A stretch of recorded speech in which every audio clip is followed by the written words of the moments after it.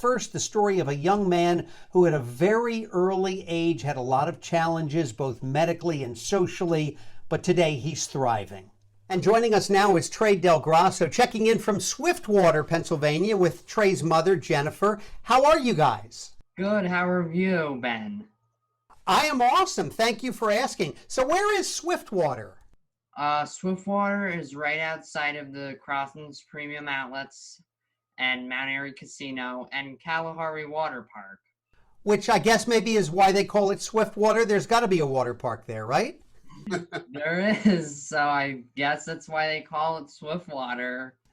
Maybe so. Well, Trey, you are our star today, so thanks for being with us. You are in ninth grade. How old are you? 14 years old. 14 years old. And quite a few life's experiences that we want to talk about in this time that we have. I know you're nationally recognized as an advocate for autism. Let's start, Jennifer, with you. You knew kind of early on that Trey had some health issues and challenges? I did. When Trey was born, he was actually had some issues with eating. He couldn't eat and brought him home, and he got dehydrated, low birth weight. He went back to the hospital to find out that he had a cleft palate. So that was kind of our first challenge. That was the reason why he wasn't eating. So we had to work with that and get that repaired surgically. After that, a lot of delays in his development. By the time he was 3, he was diagnosed with celiac disease. So that was causing a lot of gastrointestinal issues when he was younger with his diet. And then shortly after the diagnoses of celiac came the diagnoses of autism. So those first years for him were definitely full of appointments and therapies and just kind of, wondering what the future would hold for him. He is a great young man, but back in those early days, what was going through your mind? You didn't know, probably more questions than answers? Definitely. It's a whole new world, obviously something no one has ever prepared for. But it was a whole new situation to be prepared for, to find out what services were out there. I tried at that time not ever to think about the big picture, to kind of look at this is what he's struggling with now. How do I help him with this now? And kind of work through things in those ways. And there was always in the back of my mind, will he ever walk? Will he ever talk? What will the future hold for him? But really dove into those therapies early. Thankful to have had services around to help us with that. And then just kind of took it day by day and tried and hoped and prayed that he would just make the most of what he was given. And I imagine early on you saw signs that he was a real fighter. Oh, no doubt. And even to this day, there's so much in a given day that makes Trey so uncomfortable, that makes him fearful. And, he just faces every one of these challenges, head on. He never has complained about pain or discomfort or frustration sometimes, but not fear. There's things that make him fearful, and he takes a deep breath and he faces it head on. And it's amazing to me to see him face life in that way. Well, let me ask you this, Trey. Here you are in front of an audience of a few hundred people. You seem as cool as can be to me. Yeah, I take it as it comes. What do you remember about your early childhood? Do you remember some of the struggles that your mom's talking about? Gosh, I don't think so because I was so young. Now I know I've been through those challenges and I overcame them. So, And and that's what we want to talk about. What early challenges do you remember? Maybe in school, in class, with fellow students? yeah, I do remember in 6th grade I was having trouble with pure relations whenever I would stim, jump, clap, and squeak. My classmates would stare and make mean comments, and I didn't like that, and it made me feel sad. So, with the help of my developmental pediatrician at the Children's Hospital of Philadelphia, she said, well, why don't you create an autism presentation and explain to your peers what it is like to live with autism? So I was like, okay. With the help of two wonderful teachers, I created the presentation and gave it to my classmates, and they were so receptive and interested and shared their own challenges and also asked questions about my life. So it was an awesome experience. I'll bet it was, Trey. What did you talk about in that first presentation? Um, what is autism? How it's not scary and I'm normal like everyone else. What helps me with my autism, and that was pretty much it. Just to educate my peers about how it's not a difference. It's something that I just live with. And what was the reaction of your classmates? Some of those classmates, I imagine, as we all grow up, there are sometimes bullies out there or folks who aren't very nice. Did you sense a change in them after that presentation? I did. Ever since I've gave that presentation, they're always like helping me out. Um, I play Xbox with them. They love to play Xbox with me, and it was just that their mood changed, and I'm glad that they're much nicer to me, and I'm just happy that I did that. And Jennifer, Mom, you were a little bit worried about that first presentation, I understand. Could he do it? The anxiety that comes. What was going through your mind when you knew, some of the classmates weren't very nice, and here is your son stepping up to the plate and doing what he needs to do? Well, to start with, when it was suggested by the doctor, I did not think there was any way that he would do it, because he was really struggling in school. It was a really dark time. And he wanted nothing to do with the word. He did not want to hear the word autism. He did not want to see the word autism. So when this was suggested, I was kind of like, there's no way he'll do this. But his teachers, and he has a paraprofessional at school, I cannot say the way that they changed his life, because they just rallied around him about this idea. And, I was, yes, nervous wreck. And I got a call from the teacher shortly thereafter. She said, I got nothing done today. The entire hour and a half was his presentation, followed by the kids sharing their own challenges and asking him questions. And I really felt like I just melted, like just so happy and so proud and so thankful for all of those who helped this happen. And how old were you when you gave that presentation, Trey? About 12. 12. Yeah, I think he was 12. Okay, and I'll bet you those students still remember it, wouldn't you think? Yes, they still do. To this day, still remember. And your mom mentioned that you didn't even like to hear the word autism. When you hear it now, what do you think? I think it's a superpower, not a difference. Right. And I understand that presentation led to more invitations to speak. Yes, I was invited by hospitals, Boy Scout troops, colleges, community nights, disability awareness nights, conferences, and in services. How many presentations would you say you've given at this point? And what's been your largest crowd? I'll bet you this might challenge it or at least rival it. Gosh, I've done probably 25. Well, he's probably done about 25 presentations, and he did speak at the Life Share conference last year, which was about 200, I think. And when he won his award, it was closer to 2,000 when we were out in Portland, Oregon. That's amazing. Tell me about this award, Trey. So I was nominated for the Yes I Can Award for self-advocacy. When my mom told me about it, I was like, oh, cool. I was nominated. Hey, maybe I'll win. And then she told me I won, and I was like, oh my gosh, I won. And next thing you knew it, we were in Portland, Oregon. I was accepting that award, and I was like, wow. Right, you become a real rock star, huh? Yes. Do you find that after you give these presentations, audience members come up and want to chat with you? And if so, what do they talk about? Yeah, they do come up and chat with me. They've shared their own stories of their personal challenges. They also want to get in contact with me about helping their kids if they're on the autism spectrum and I say, hey, I'll do it, whatever I can do to help. And that's pretty much it.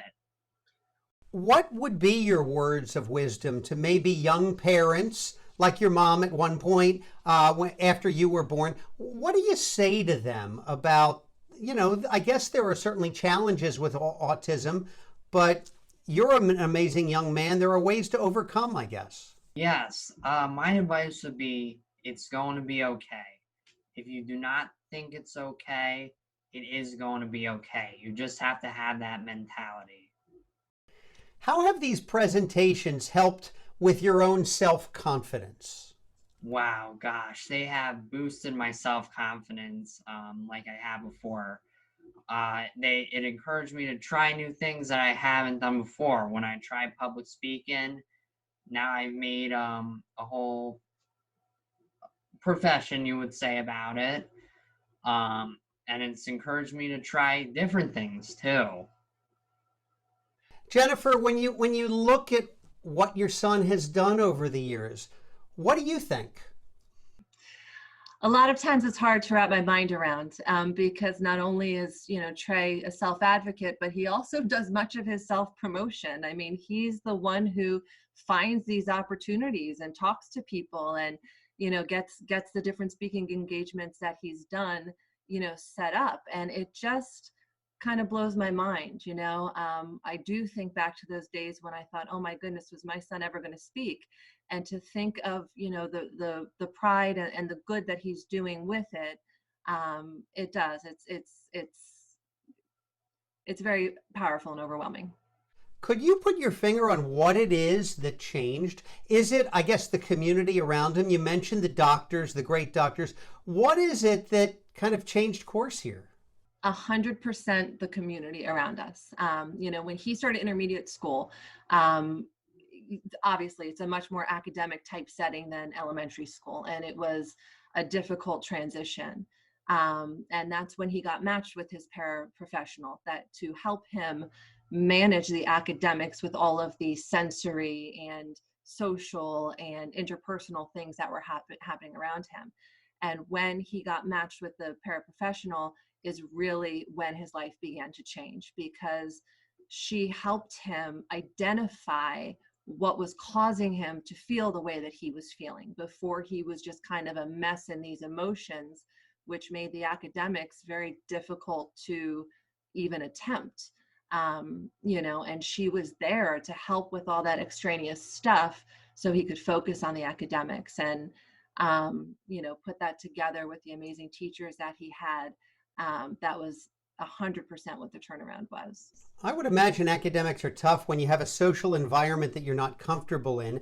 When you become comfortable in that social environment, it gives you that opportunity maybe to focus more on the academics. Trey, what is ninth grade like at this point? Are you in class right now, or is it virtual? How's that working? Well, we just switched to hybrid, but I decided to stay virtual just for my own safety and well-being. Mm-hmm.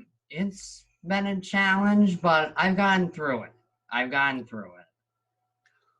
What else do you do for fun? I understand. I know you mentioned video games, and who doesn't love them, right?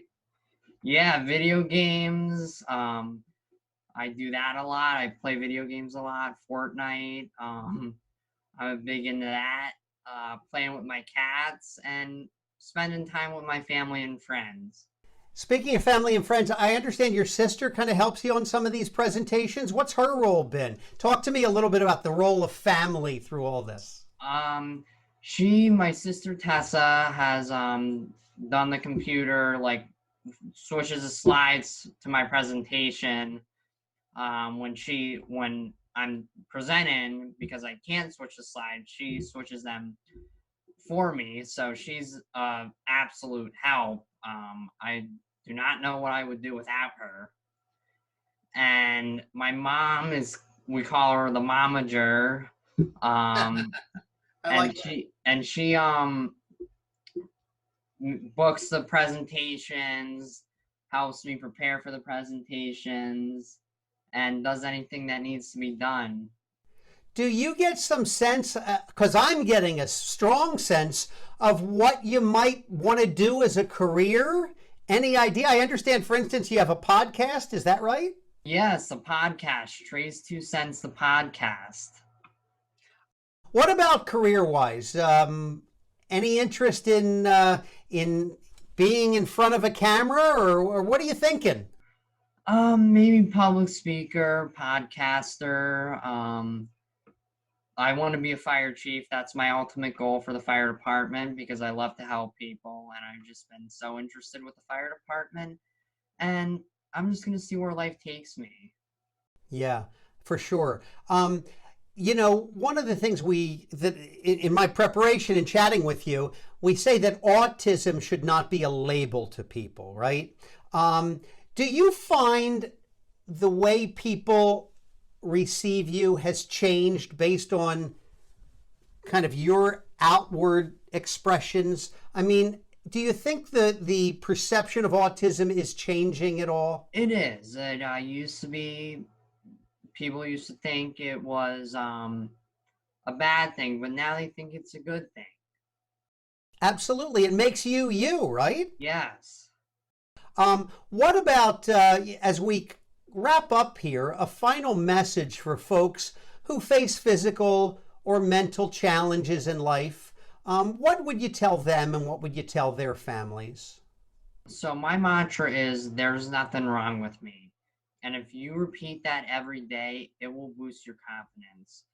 And it boosted my confidence and it still does to this day. A lot of it, Jennifer, I guess, is about promoting self-determination, right?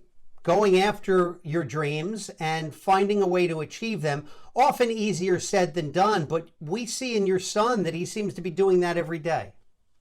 He does. He does. And, some of that is the beauty of autism, that, I might look at 1,000 different scenarios that could go right or could go wrong, but Trey just kind of sets his mind on the direction he wants to go and he finds a way to get there.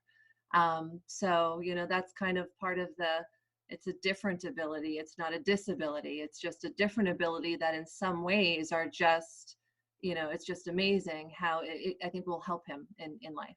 And as we talk and kind of wrap up here, the point of this conference, life sharing, is about sharing, right? It's about the role of others in all of our lives. What message, as these folks are listening here, do you want to give them? Just the most amazing amount of gratitude from the bottom of my heart. When I say it was the community of people that rallied around us to get Trey where he is right now. And again, people who didn't have to and chose to see something in my son and be there for both of us and my daughter too, and help him. I could not have done this by myself. There is no way. And when you look to the future, to know that there are people like the people at this conference who will be there to help lift you up and let things be okay, the amount of gratitude I feel I can never adequately express. It's in all of us. Right now, I think there's in this age of politics and social media and the negativity out there, you're feeling the love. Oh, no doubt. No doubt. We No are doubt. feeling the love. Awesome. You guys want to wave goodbye to everybody? Thanks so much, Trey and Jennifer, for joining us. Fascinating story. I wish you the best. My background is in TV reporting, and I have a feeling I need to be looking over my shoulder because you're probably going to take my job sometime soon. Maybe one day, we'll see. Thanks, guys. No problem. Thank you very much. We very much you. appreciate it. Our pleasure. Yeah.